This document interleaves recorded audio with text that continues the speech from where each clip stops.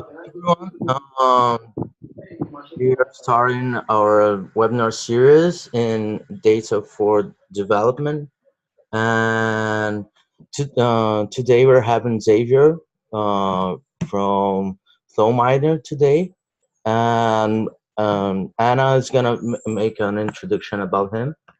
Anna is the project manager of the Local Pathways Fellowship, which is a branch of the UN Sustainable Solution UN Sustainable Development Solutions Network, the on the side of the Youth Initiative, and we so far have been exploring with our fellows how to address the SDG 11 uh, about sustainable cities, and also how to localize it in the cities like all the other SDGs. Um, Anna has worked with climate change, violence against women, and uh, among other things. So, good morning, Anna. Good morning, Joao. Good morning, Javier. Thank you, everyone, for joining us today for this for this webinar. We are exploring a very exciting topic today as an extension of our data challenge. And I just wanted to start by introducing our speaker, Javier, who's an economist at the Vollenweider Foundation. Thank you so much, Javier, for finding the time to join us. Javier interests lie in using novel data sources and techniques to characterize poverty dynamics, climate vulnerability, and the adoption of mobile financial services. Javier's PhD was on the management of climate risk and market risk in agriculture, exploring both developed and developing countries, as well as focusing on Ireland and Ethiopia as case studies. Moreover, Javier obtained a master's in international relations at the Graduate Institute of International Studies and Development in Geneva before completing his Master's of Science at the University of College London in Environmental and Resource Economics. And briefly about Vollenweider Foundation, the organization here represents the foundation's mission is to improve public health and welfare in low and middle income countries, providing data as global public goods.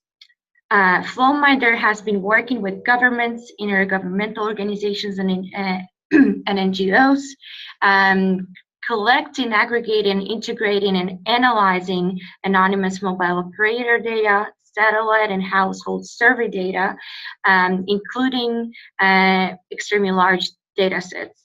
They help save lives by providing analysis and decision support to all relevant parties based on the latest academic advances.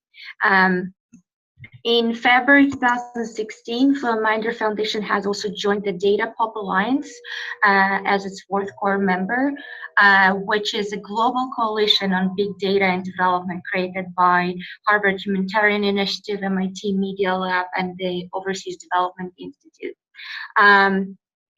We will have Javier start with a presentation where he will explore questions such as how can harnessing emerging technologies and big data help local governments and civil society, as well as national governments in design of interventions that address the cross-cutting challenges such as climate change-driven disasters, migration, epidemics, through examples and insights from his work.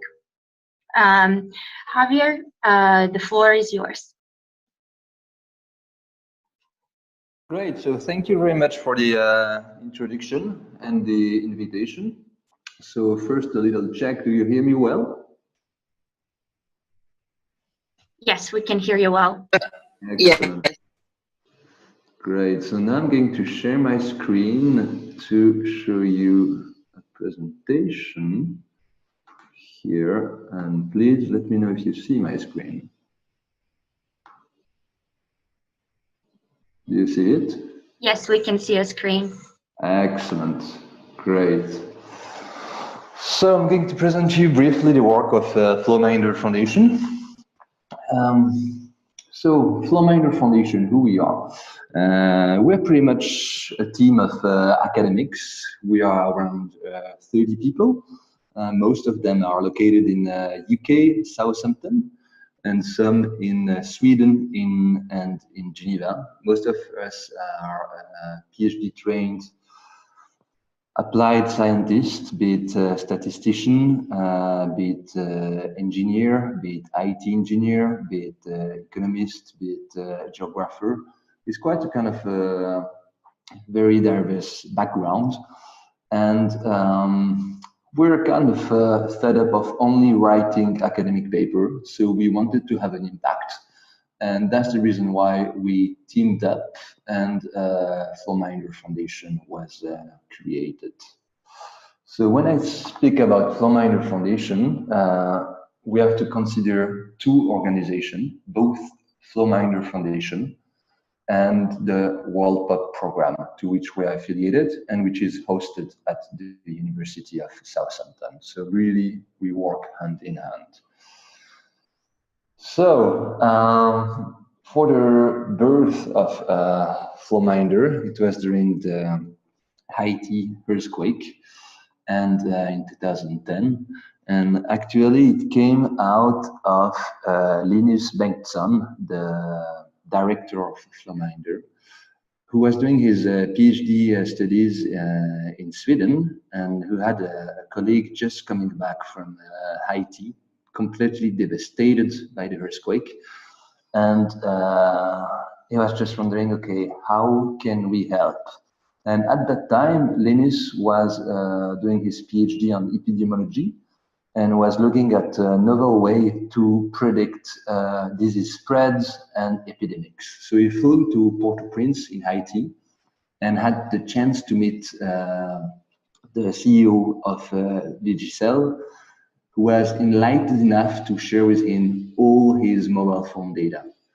And based on this mobile phone data from Digicel, which is the largest operator in Haiti, pretty much 85% of the market, they could predict where the people went and sought refuge after the earthquake, as well as start modeling disease outbreak by comparing reported case of malaria on the ground with these mobility maps. And so both this information, the mobility metrics about where the people went after the earthquake and where they were displaced, were really useful for the humanitarian stakeholder in order to better target aid. And also all the disease spread modeling was really helpful to better allocate vaccine and health resources across the territory. So that's the kind of founding moment for Flowminder. Since then, we have grown. As I said, we are 30 and we are in a kind of fast expansion stage, probably reaching around 100 by the end of 2018. And because we are gathering a lot of momentum, I think one of the key things why the people trust our work and see it is useful is that it's backed by really robust methodology. And so we try to publish all our methods in, and it's pretty much what we do, in peer-reviewed academic journals. And that's really central, and that's probably one of the key messages of this presentation, is this use of big data has a large potential for public policy, but you need to be confident as a policy maker that the results which are shown to you are trustworthy. And here, so far, the best system is still peer review academic publication. So really, we try to make all our methods published and open access so that they can be vetted by our academic peer. So at Flowminer Foundation and WorldUp, we look at mostly 3 dimensions, which are really cross-cutting dimension of any SDG or any even public policy, which are really basic features of the population. So first things is, where are the people?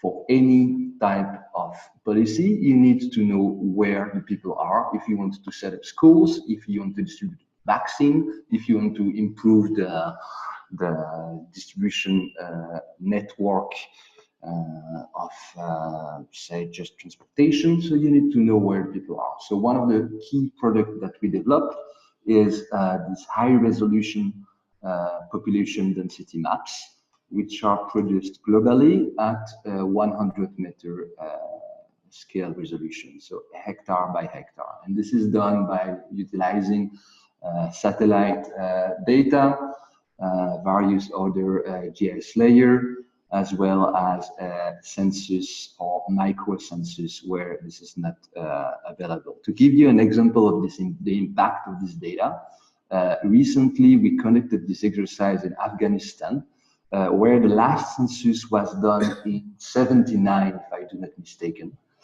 And so they didn't have like accurate numbers in 79. And what we did is that we went across, or rather we partnered with the statistical agency of Afghanistan, which sent enumerators across the country, made some micro census in some specific area, so counted all the people in villages and some small settlement, not across the entire country, but just a sample of it. Then we used this data and we cross-reference it with some GIS layer, and we developed a machine learning algorithm to create a new population density map for Afghanistan. And the results are quite striking, because we ended up by discovering that there is 7 million additional people living now in Afghanistan than according to the official statistic. This ended up with a meeting with the Afghan president and the head of the delegation, and there is now discussion about adopting our population density map for Afghanistan as official statistics. And this would have like really large impact. Politically, you need to redesign the parliament so that it's going to be representative in terms of the number of people in each of the area of the Afghanistan. Health, you need to reallocate resources across the territory. So these are really like basic statistics which kind of really have a large impact. And again, here you need to have good methods which are accepted largely. So not only population distribution, but also population characteristics. So here it's a map of Nigeria about literacy among women.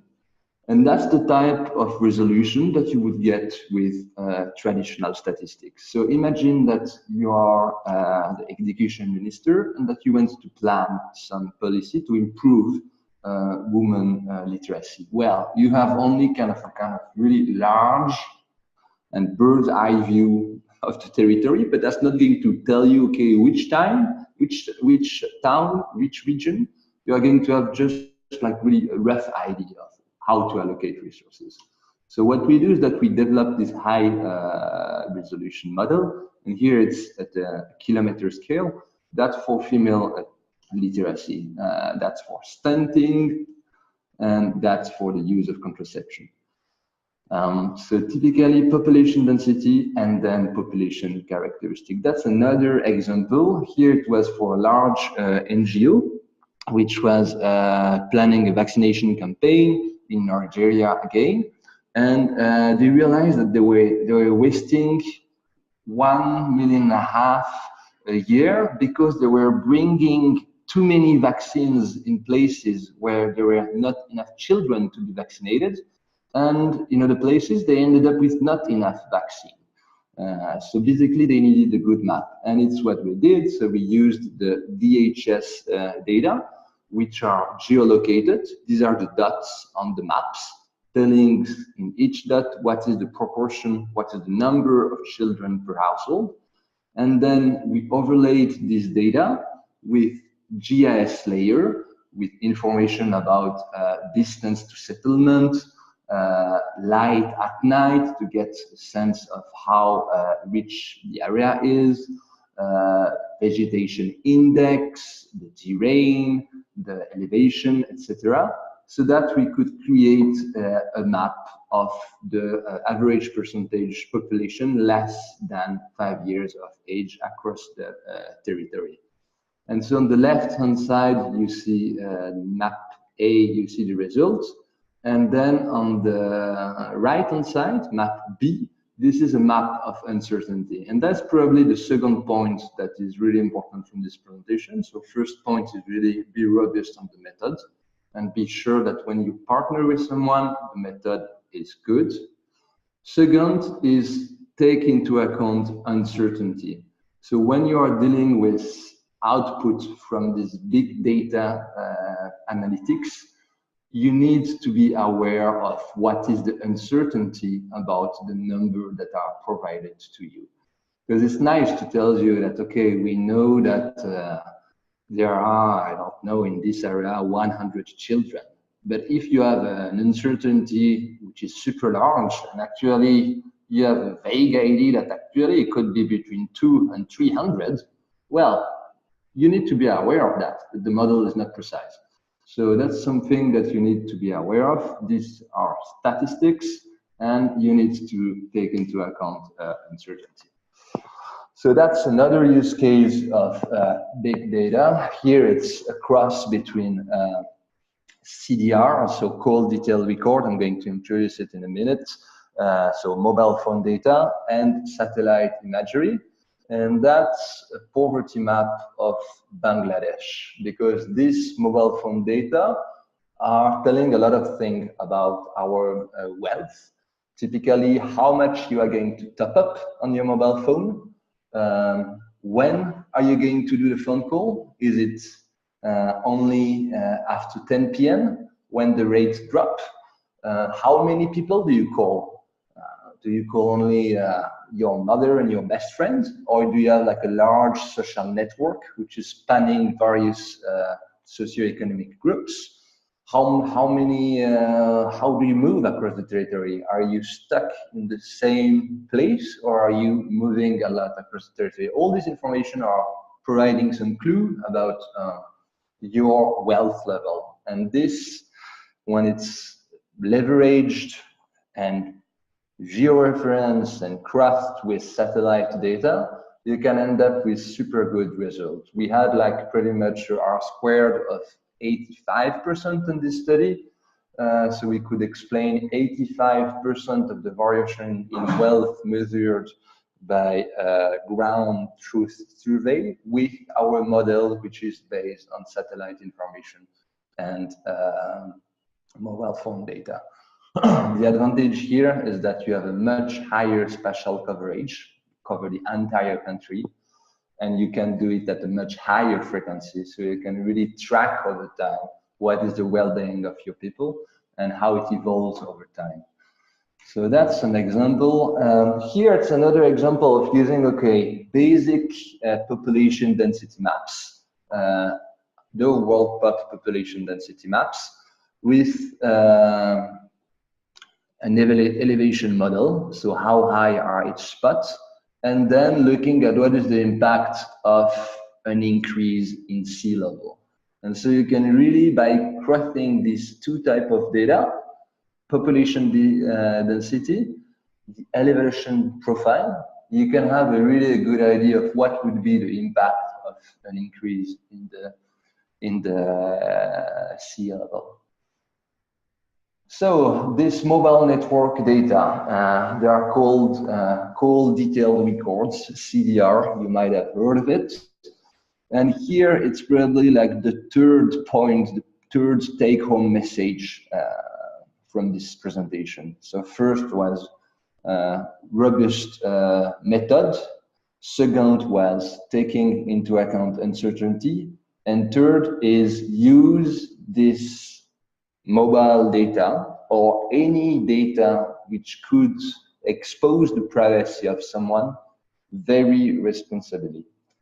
And so that's something that we try to do. When we have partnership in a dozen of countries now with mobile network operator, and at group level globally with 4 telecom groups. Each time we use the data super carefully. First thing is try to anonymize them. I mean, anonymize them. You never we never access the data with like the name and the phone number of the people.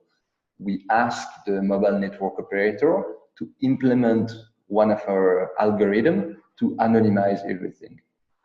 And second, this data never leave the operator's facility. So it's not as if I was walking into an operator in Tanzania, bringing a large hard drive and flying back to Geneva to do my analysis. It doesn't work like that. It's way too risky. So what we do is that everything is anonymized. Everything is then stored at the operator site on a separate server. And then the only stats that we would take out are aggregated.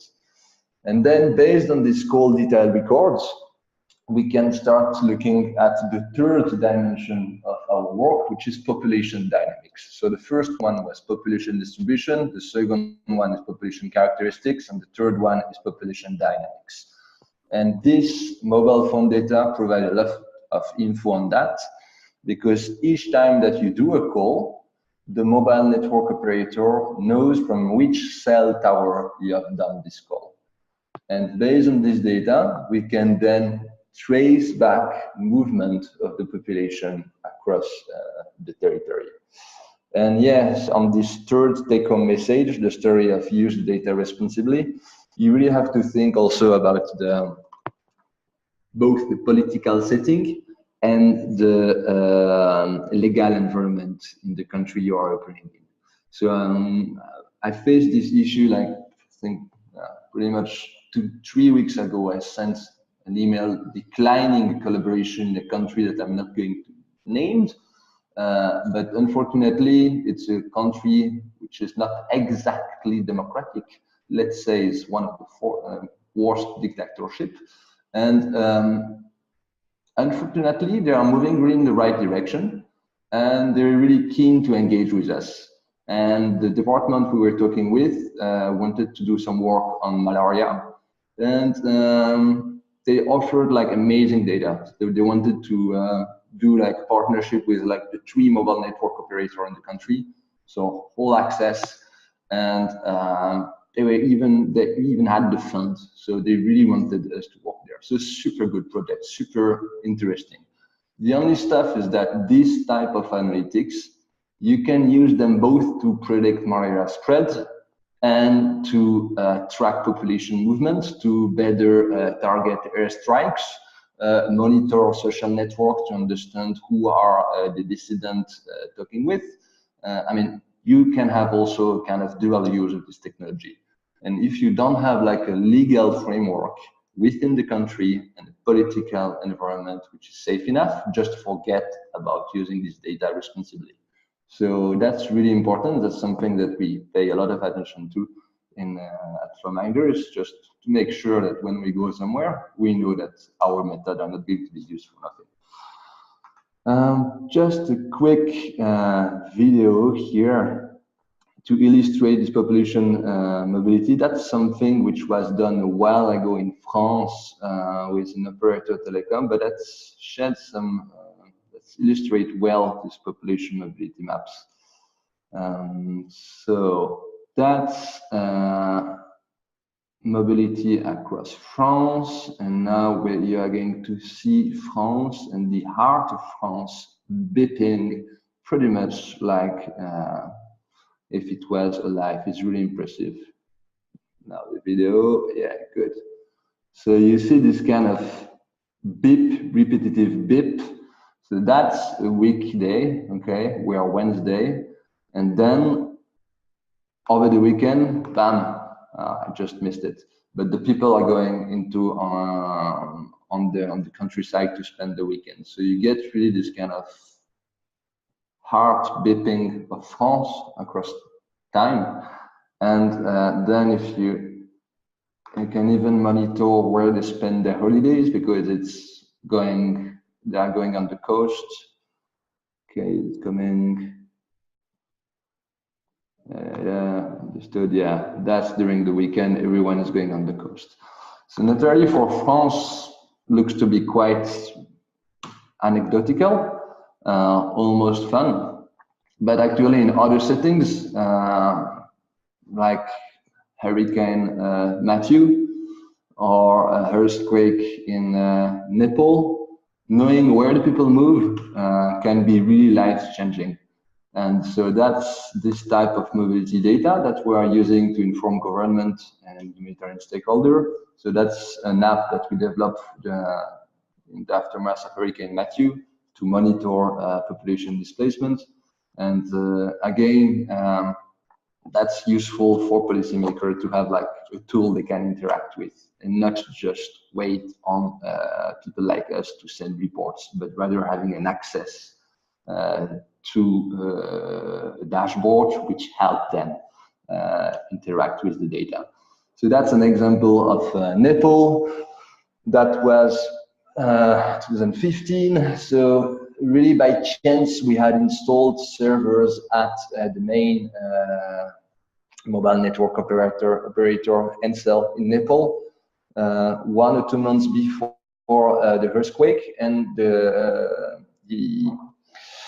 the system was ready 2 weeks before the earthquake, really by pure chance.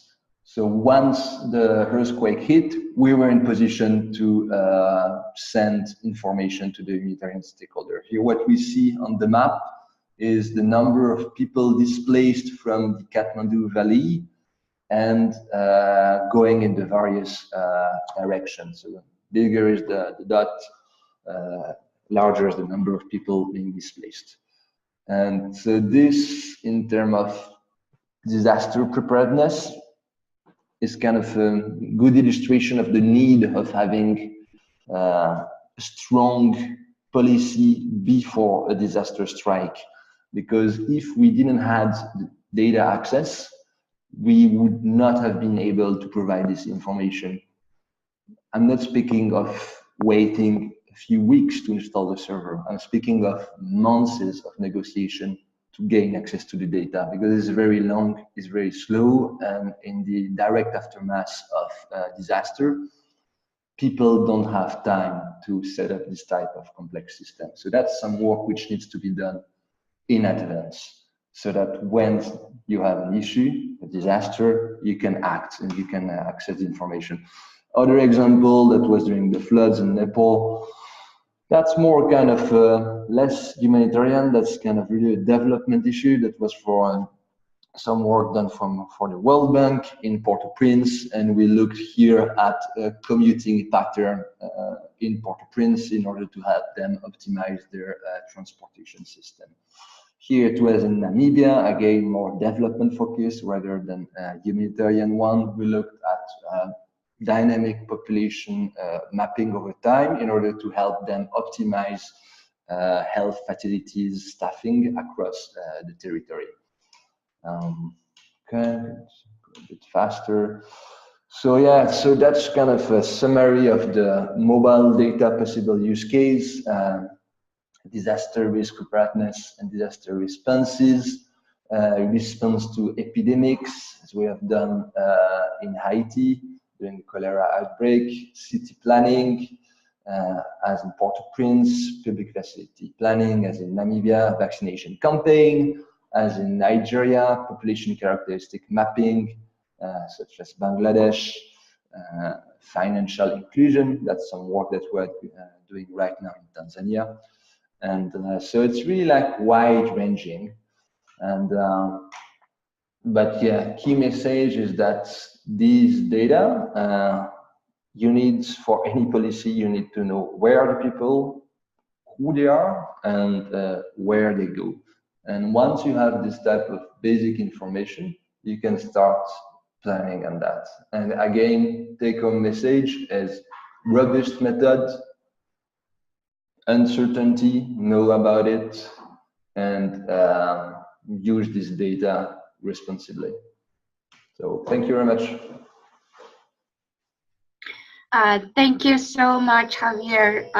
It was incredibly stimulating. I will, if you don't mind, I will open the floor to questions from participants. And I will start perhaps with my own question. So you were talking a bit about some of the challenges you're facing around building, ensuring and securing trust from stakeholders in order for them to trust your method, and you've mentioned that the way you address that challenge is your methodology is transparent and solid. It's published in academic journals. I was wondering, what are some of the other, if you could speak to some of the other key challenges that you're currently facing in helping stakeholders operationalize this applications and scale these interventions, especially in developing countries, especially in working with cities, urban governments, or local stakeholders, perhaps, where I would suppose that there is not some, you may be seeing some lack of awareness and lack of expertise that would allow them to understand the impact and value of analyzing big data. Could you talk a bit more about the challenges you are seeing there? Sure. So yeah, indeed, first, building trust. Well, that's based on the reputation, experience, publications. Then naturally, there's like a human dimension of it. You need to interact with the policymaker. You need to understand exactly what they need, what is the format of the information they need, and where you can help. Because no point in coming with like a complex big data solution if it doesn't address precisely information needs of the stakeholders. So that's really start the project, be sure and understand and scope and what they need, really have a kind of list of the requirements of what they want to know and what is the frequency of this information.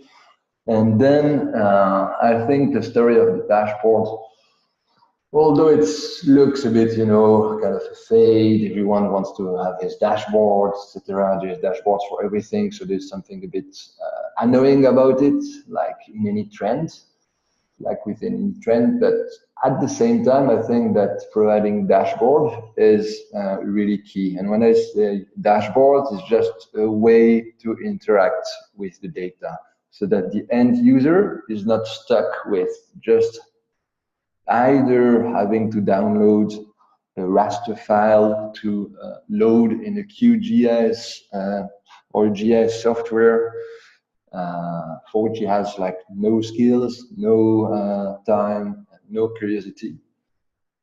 And so you need to have like providing and package this information in a way which is easy to digest. And often maps tell a good story, a map with which you can interact on the web application by clicking and selecting area in order to get stats is often the best way of securing some engagement.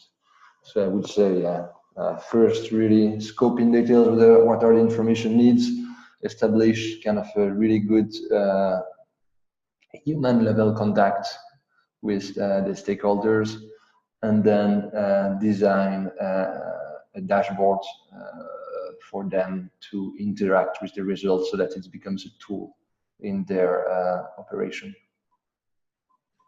I see. Thank you, Javier. You've raised a very important point indeed, that I've heard being raised a number of times with respect to actually how do we communicate that data and translate it into useful insights for the end user that may not be able to navigate massive databases.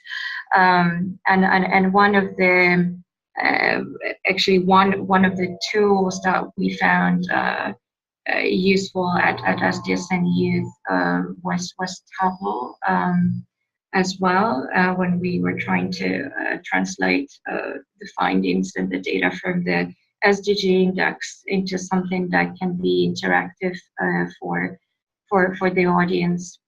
By the way, this is in no way an advertisement of Tableau, but just an example of how we can communicate those insights. Lucia, our fellow from Paris, Lucia has a question. Lucia, if you could first introduce yourself and perhaps briefly introduce the project you're working on, and before you ask your question. Thank you. Yes, thank you, Anastasia. Can you hear me well? Yes, we can hear you. Oh, great. Hello. So I'm Lucia. I'm working in Paris, and I'm working on education for global citizenship and the appreciation of culture in the context of Paris, which is a very highly multicultural city, very rich in the composition of its citizens. But after my work with a local association and also after doing some research, I've noticed that there is not this richness of diversity is not well appreciated, and this entails some many social issues. So this is the topic I'm working on currently. And actually, as Anastasia said, we are currently working on a data challenge, and we have to find local data regarding the SDG we are working on. And actually, that is my question. It's regarding scale, because oftentimes we can find data at a national level, sometimes at a regional level, but I found that having data and accurate data at a local level is very difficult. And so my question is, I imagine that building the framework, for instance, with the partnerships and having all this data at a national level might be easier than building the whole infrastructure just for a local level. How do you, deal with very specific territories to address the issue of scale, but at the same time, in terms of facility for the implementation of a study? For instance, I don't know, I'm thinking if crowdsourcing could be of data could be useful. I don't know. Do you address this kind of issues?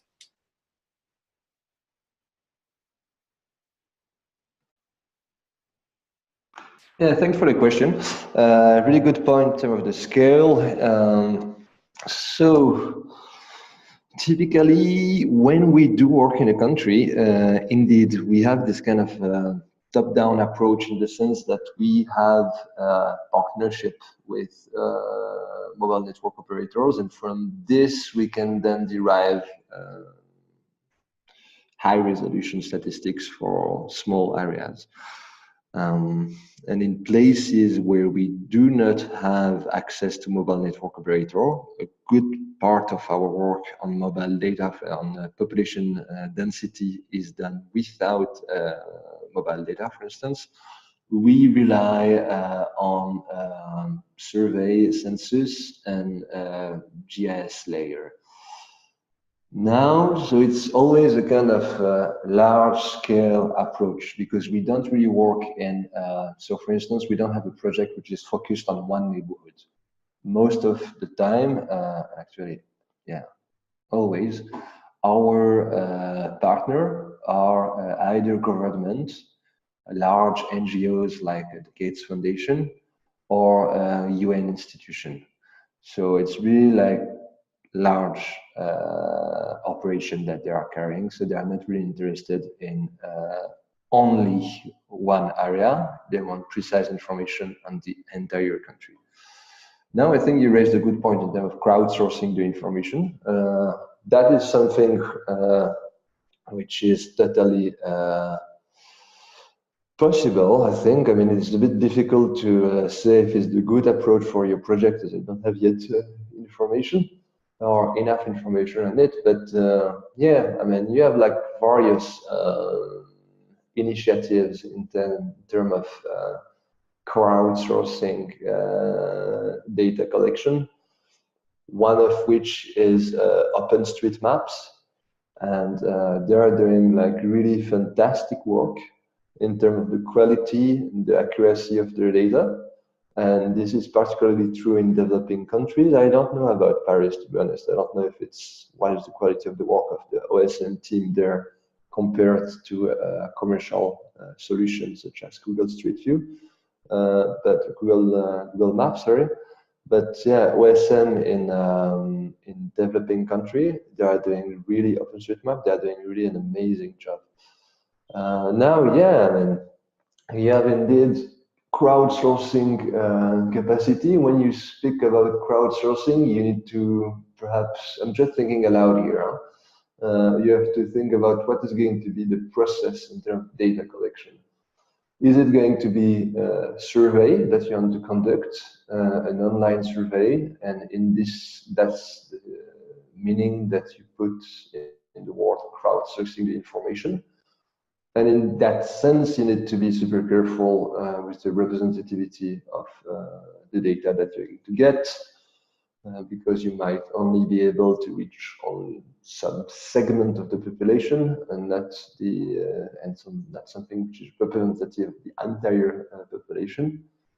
Or do you target rather crowdsourcing information, in the sense of creating this data, as in the case of OpenStreetMaps, where you have people going in the streets and then on their computer to really map out areas. And here, I don't know, could be like mapping out diversity across Paris. That could be done via OSM. Although I guess that yeah, diversity in Paris may be a bit of a tricky issue, given the fact that, if I'm not mistaken, in France you are not allowed to gather any data on ethnicity, so it might be a bit challenging in terms of the policy environment. So I'm not sure if I answered your question at all, but no, but it's sorry, it is interesting, especially yes, what you're addressing, the issue of not having statistics regarding diversity. But I don't know, maybe it would be interesting to have a non-official approach to this information, because the official information is not available in that sense. But it's true that on the one hand, you have this trust in national data, and sometimes it's possible to filter at a more local scale. But yes, I wanted to hear your thoughts on these different kinds of available resources. So yes, it's a lead. Thank you. Okay, thank you. So we have Xavier, is it okay if we do we have time for a couple more questions? I'm fine. All right. Otto, you had a question? You could go ahead. Yes, thank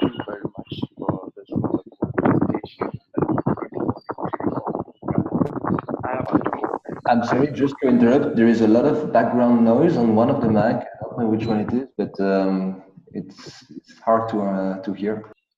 Sorry, can you hear me now? Yes, now it's better. Thank you. Thank you. Yes, sorry for that. Thank you very much for the presentation and good morning to you all. I have two questions. From your presentation, sir, I was fascinated with all the good things you were doing. My problem with big data for sustainability, like you mentioned, is about the uncertainties that come out of it and the risk involved. So, in your experience, how are you able to deal with casualties and correlation when it comes to data misleading you to, in the case of, let's say, Port-au-Prince, as you mentioned, in Haiti during the devastation of the earthquake? How were you able to identify specifically that these people are the affected ones, and the data was not misleading you to to make any risky decisions? That's my first question. And secondly, looking through your profile, I could see that you have some considerable amount of experience working with the Horn of Africa, where in recent times there has been drought, famine, and the effects of climate change is dawning upon us. Statistics upon statistics and publications upon publications is predicting that it's going to be severe. Is there something you have done that's going to reverse the trend using all these mobile data you have done? Thank you very much. Well, thank you very much for this really good question. Yeah, so I mean, there are plenty of things we need to improve in terms of the methods. With respect to the mobility estimate in Haiti, we did a comparison of our results with results gathered by IOM on the ground, so really like collected by a traditional mean. And we were pretty much in line, if not better in some respects. So there we were, for Haiti, we're quite confident in terms of the mobility estimation. That said, there are plenty of things that we need to improve. Typically, the story, and that's true also for mobile data, of representativity. So the children and the elderly won't be well represented by mobile data. The poorest segment of the population, the one who are totally excluded, won't be well represented in the mobile data. So we are working on this type of biases in order to try to improve our estimate. Similarly, after devastation, some of the mobile tower are going to be down. So that the mobile phone call are going to be rerouted on the network. This is going to have an impact on our mobility estimate. So there are plenty of things which need to yet to be improved. And that's the thing that we need to be aware of when we are using this data. But now the general answer about how to be sure that these estimates that we are deriving from mobile data or from satellite are kind of connected to what is happening on the ground. Well, it's simple. You just use data from the ground as well to check that indeed it correlates well. And that's something that we do more and more, and which kind of answer your second question about famine and drought and impact of weather shock on the well-being in the Horn. I've shown these maps of poverty done by my colleague Jessica Steele. And here the premise of this work, estimating poverty at high resolution with mobile phone and satellite data, is to be able to have a kind of dynamic dynamic poverty maps, so maps which are going to be updated over time. And we have a small project starting in January in Nepal, where we are going to match data from households in the far western province of VDC Maulali of Nepal. So we have 500 households there. We took part to a study on food security over 24 months. Each month we have indication of their food security status. We're going to link this data with their mobile phone data in order to see if we can predict over time the dynamics of their food security status thanks to the mobile phone data, so that we could have kind of, that would open the possibility to have food security maps which are dynamically updated over time. And so really the end goal for me, and that's pretty much the reason why I joined Flowminder, because indeed before joining Flowminder, I was doing some work for the Fermi Early Warning System and the USA and others on looking at the impact of weather shocks and climate shocks on drought and famine. The reason why I joined Flowminder was to use this mobile phone data in order to design an early warning and monitoring system on food security, which would be live and which would be really at high frequency. So that's the hope. So that's at some point, probably not before 3 to 4 years, we will be in a position to have robust model validated by data on the ground to track food security across territories and over time, so that we can better understand what is the impact of a given drought in a given season on the population, and how best to respond and how best to allocate. But that's yet, I mean, that's really research. We are still not there. Thank you, Xavier. I will let Kaori ask the last question. Kaori. Hi, my name is Kaori. I'm also project officer from Local Pathways. I identified a lot of the work of the organization that I'm at the moment. I work at Kota Kita in Indonesia. And we also work a lot with mapping and also putting information in a very easy to read way for the population. We're mostly working with participatory processes.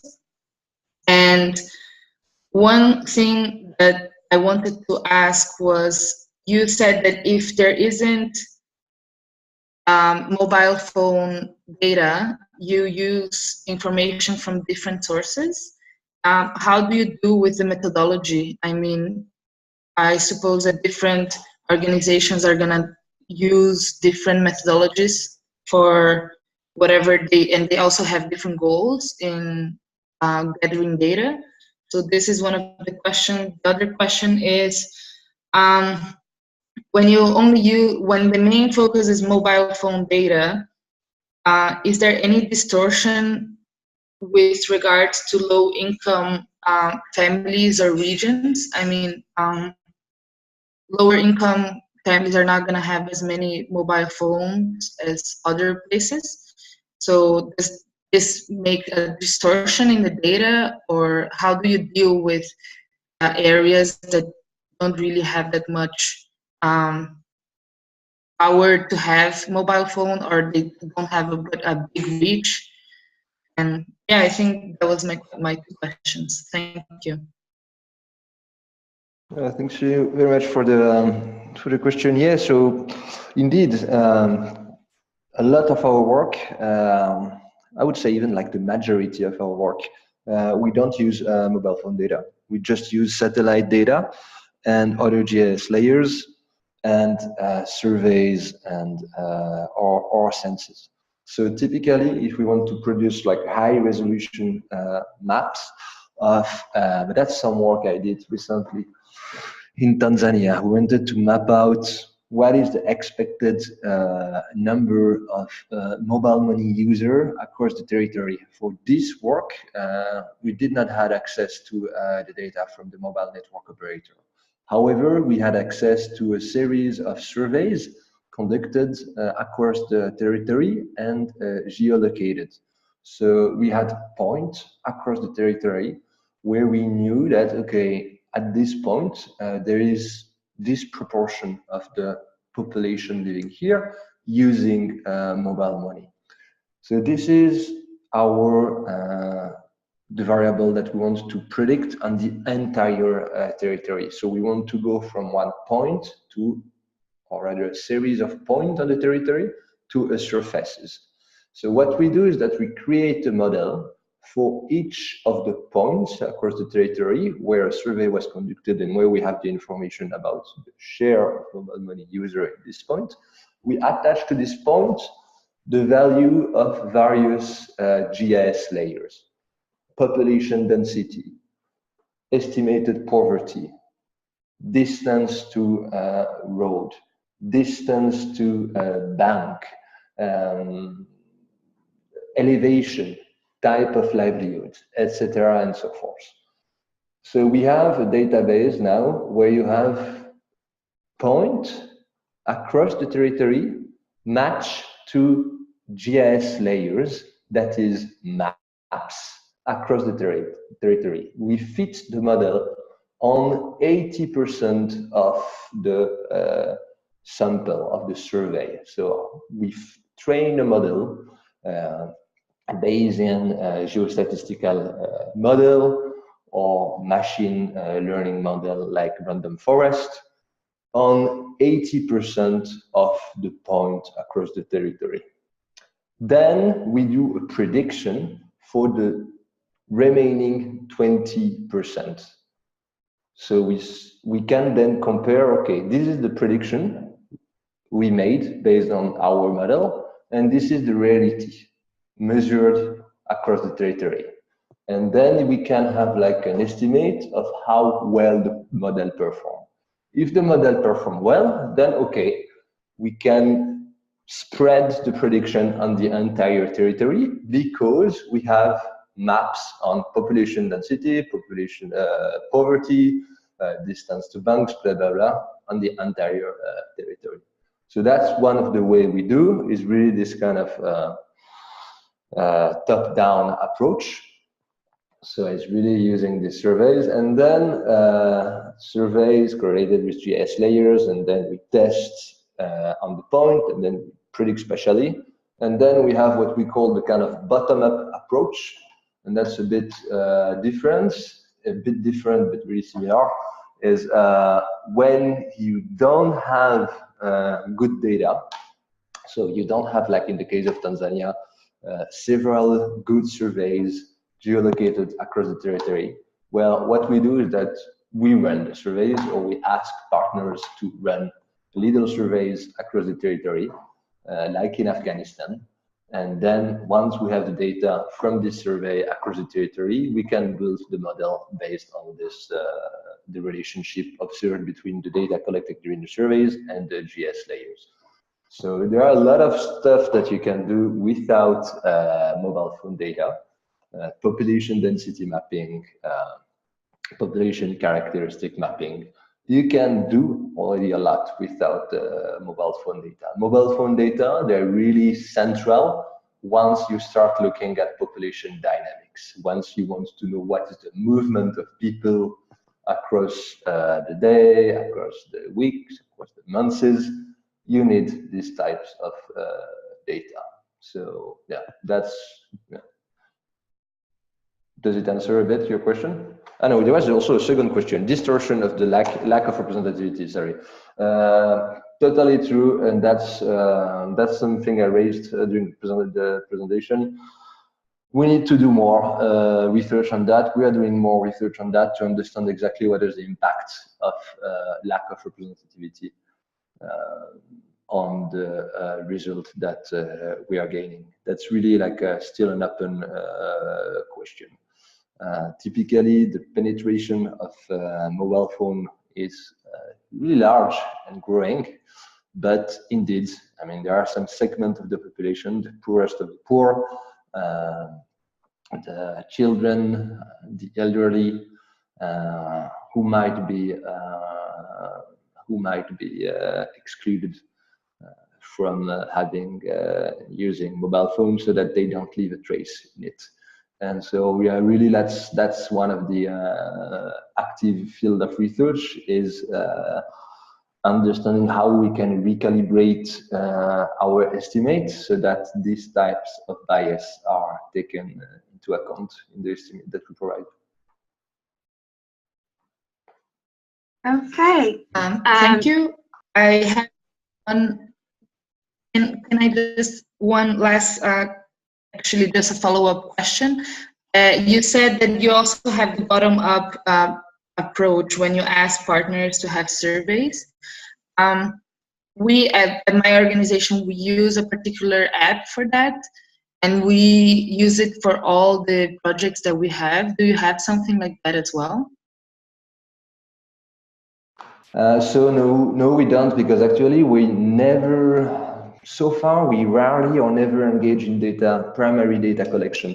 Yeah, the only exception to this is a new project starting now in Nepal, the second one, which is on predicting gender based on mobile phone pattern. And here we will indeed collect a phone survey that will then match with the mobile phone data of the survey participant. But most of the time, we tend to partner with local institutions, such as statistical agencies or NGOs, which then provide us with their data. We are really at Vollenweider, what we are good at is the methods and data access on mobile network operators. In terms of primary data collection, we normally partner with other organizations to do that. Okay, thank you very much. Okay, thank you so much, Xavier, for the incredible insights. It was extremely interesting. You're doing fantastic work at Vollenweider. So thank you again for joining us and sharing your work. If you don't mind, I will share the PowerPoint presentation with along with the recording of this webinar with the rest of the fellows and those who couldn't join. We wish you a great day. Thank you very much for the invitation. I was glad to take part. Thank you very much. Bye, everyone. Bye-bye. Bye-bye. Thank you.